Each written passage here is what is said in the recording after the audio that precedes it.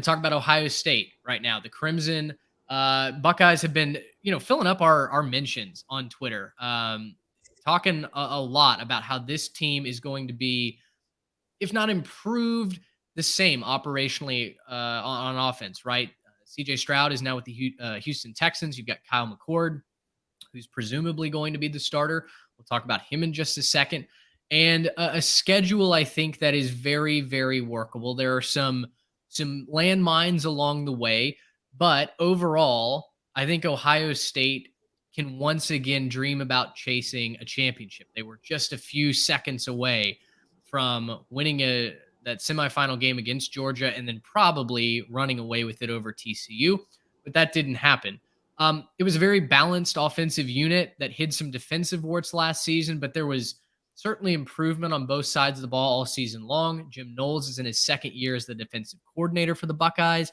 I think it's really exciting for Ohio State fans. You get to see one of the best in the business week in, week out. He's an aggressive play caller. He wants to bring the blitz. He wants to force turnovers. Offensively, number 2 scoring offense a season ago, which is exciting. Can that carry over into 2023? We'll see. They were the number 14th ranked passing attack. I think I personally expect that to take a little bit of a step back, not because of the weapons on the offensive side of the ball, but because of the quarterback. I don't know that I'm sold on Kyle McCord yet. McCord is likely the starter, but my issue is we haven't really seen him flash or prove himself yet. He didn't win a ton of headlines from that spring game. I went and watched the spring game again, his every rep that he took in the spring game, just to make sure I wasn't, kind of embellishing something or leaning into a bit too much. And he had some really good throws. I think when he wants to, that arm strength is going to be a weapon of his. It's also going to be a detractor. Multiple times he overthrew wide receivers that if he gives them a chance, the weapons that he has in that room, and Marvin Harrison Jr., the best player, I think, in the country, Emeka Ibuka and Julian Fleming, like if he gives them chances to go up and make plays, guess what? They're going to. Those 50-50 balls feel like more like 75-25 balls with the guys that he's throwing to, but he's got to give him a chance. He airmailed way too many passes in that spring game for my liking, right?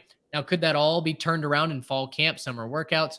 Absolutely, it could. I'm just telling you from what I've seen on film, these are my hesitations going forward. The running back room, to me, is also one of the best running back rooms in the entire country. You've got Travion Henderson, Mayan Williams. For my money, they're battling with Penn State for the second best running back room in the Big Ten and maybe in the country. I think Michigan is a cut above everybody else. Talked about the wide receivers, of course. Marvin Harrison Jr. is going to be on everybody's watch list. That guy is a human highlight reel. But don't forget about Ibuka and Fleming, other 5 stars who are going to have tremendous seasons for the Buckeyes this year as well. The offensive line may be a point of contention. They are replacing 3 starters. They've got both their tackles that were drafted as well as Luke Weimeyer, the center.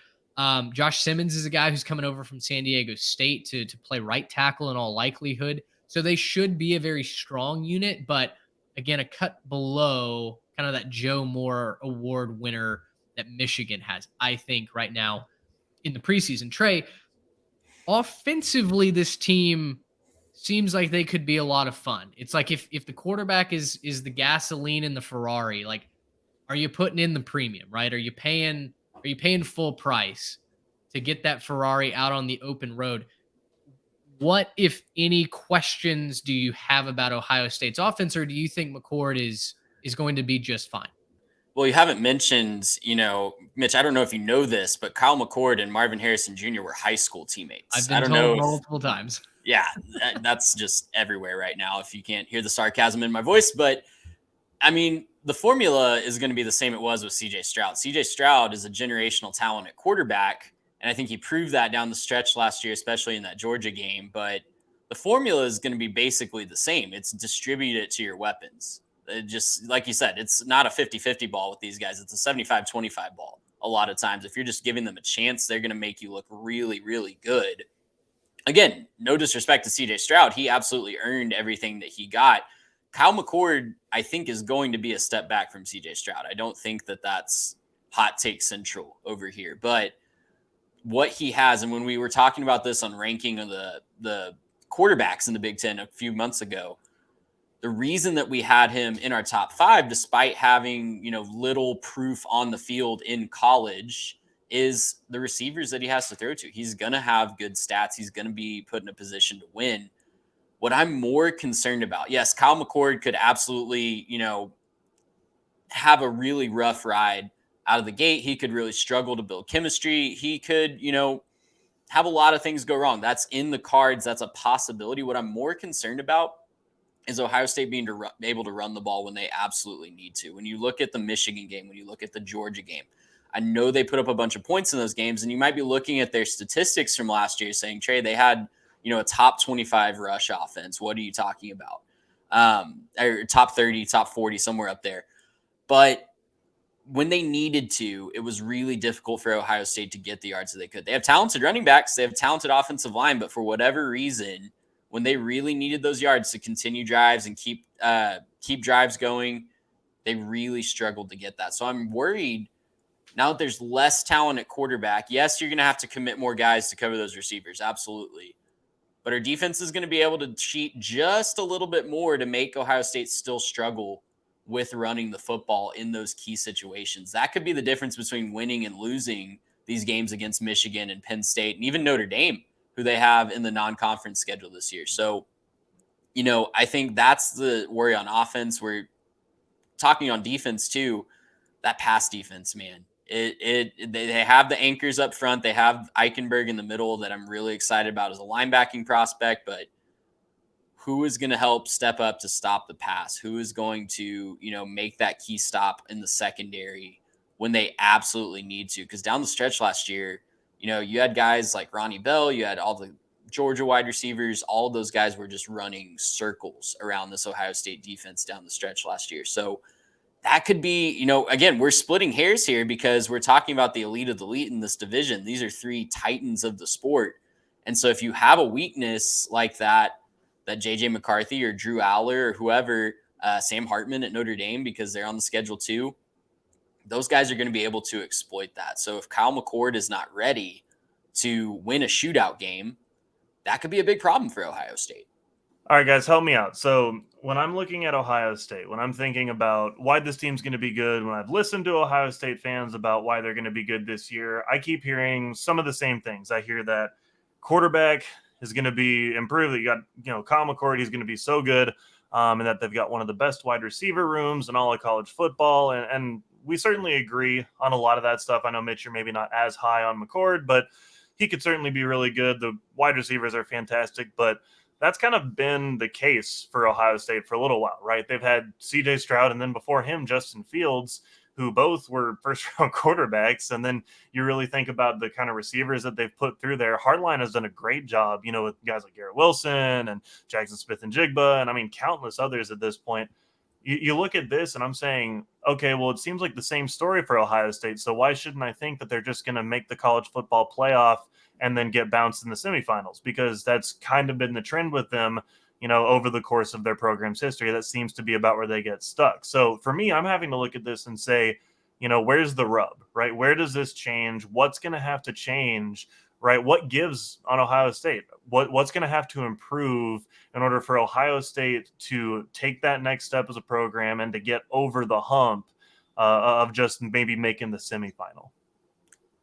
Garrett, Ohio State fans can correct me if I'm wrong here, but Garrett, I think you're asking a lot of questions that Ohio State fans, if they're really honest with themselves and they look in the mirror, it's the exact same questions that they're going to be asking, because it's now been almost a decade since they won a national title. I know a lot of programs would be, just super happy that they won a national title a decade ago, but Ohio State is not every program, right? They're through that whole time period. They've churned out NFL talent at almost every position. They've had extremely talented quarterbacks and wide receivers, like you've said, especially. There are a lot of questions that the fan base has to be asking about Ryan Day and about if he can get over that hump, or did they just have some magic with Urban Meyer that put them over the hump and they got hot with Ezekiel Elliott one time? I don't know. But don't hear what I'm not saying here. I'm by no means calling for Ryan Day to be fired or calling for his job or even saying that he's on the hot seat or he should be on the hot seat. but you're asking questions that I think a lot of Ohio State fans are asking themselves, because all of the pieces, all of the ingredients are there in the kitchen, but the cake is tasting great for about 90% of it. And then the aftertaste at the end is just bitter, right? Right. All the ingredients are there though for a perfectly baked cake, but just a weird bitter aftertaste at the end of every bite that they're getting with this. So I don't know. This could be a prove it year for Ryan Day. I don't think that you should really view it in that lens. I think this is, if anything, if you can call it a rebuilding year at Ohio State, I feel like breaking in a new starting quarterback and, let's be honest, taking a small step down. Even if Kyle McCord, his ceiling, Kyle McCord's ceiling, I think it's fair to say, is what CJ Stroud has given you. It's hard to get better than what CJ Stroud gave you over the last couple of years. So you're telling me with Michigan still stacking talent, with Penn State, I think, getting their quarterback situation figured out, if the ceiling is still what CJ Stroud was giving you, what might have to change is, relying on the running game a little bit more, stepping up on defense. And let me just say this real quick before I throw it over to Mitch too. I think they are going to step up on defense this year. I think Jim Knowles, when you look at year 2 in a Jim Knowles system, that's usually the step up. It's a very complicated system to learn, lots of blitz packages, lots of interchanging moving parts. Yep. I think there's going to be a step up. You look at the numbers that are on the screen right now, they weren't bad by any means last year, but you have to keep in mind the competition that they were playing for a vast majority of that schedule. When the competition took a tick up, you saw the warts, you saw the problems, you saw that they couldn't run the ball when they needed to on offense, and they couldn't really stop the pass when they desperately needed to on defense. I think, and the red zone defense was the one outlier, right? Nearly dead last in the country in defending the red zone. If you got inside the 20 against Ohio State, you were scoring. Now, one of the things that Jim Knowles admitted was a little bit of a failure of a top 30 defense last year was the Jack linebacker experiment. They're moving Jack Sawyer back to true edge. They'll have a monster pair with Sawyer and then JT, both Russian. They only combined for 8 sacks last year. It's not like Ohio State had a ton of sacks, but the quarterback pressures were immense. I think we saw that in the Penn State game. I'm really high on Ohio State's defense. Guys, the thing that really holds me back is the landmines on their schedule. Yes. You play at Indiana and then Youngstown State and Western Kentucky to open up the season, but then you take on Notre Dame on the road right before an early bye. Now, that's significant for 2 reasons. One, for Notre Dame, I think it's important to have a little bit of an on-ramp, unlike last year, before they play Ohio State. And guys, they hung with the Buckeyes in the shoe last year. Notre Dame has improved for this season. I cannot wait to watch this game in week 4. But then after that, you have a bye week for Ohio State. Early buys are never helpful, especially when you're trying to make a run to the championship. And it's not like their schedule is brutal necessarily, but you're it's talking more brutal about, than last year. I'll say that for sure. It absolutely is. Maryland, we're expecting to be a plucky team. We'll talk about them. They've got Purdue. They host Penn State. They go to Wisconsin, to Rutgers. Then they'll play host to Michigan State, Minnesota, and then go to Michigan for the big game to finish out the season.